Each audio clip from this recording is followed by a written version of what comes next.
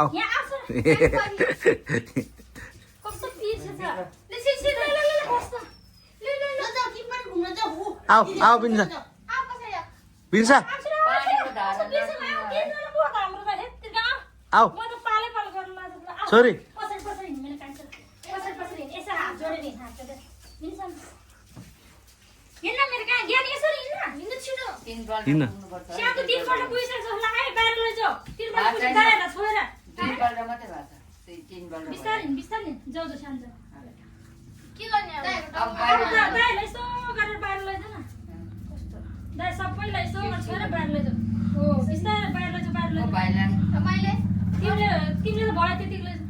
मैले लानुपर्छ लैजाऊ बाहिर पानी धारा दिएर लैजाऊ बिना साथ जा न बाहिर जाऊ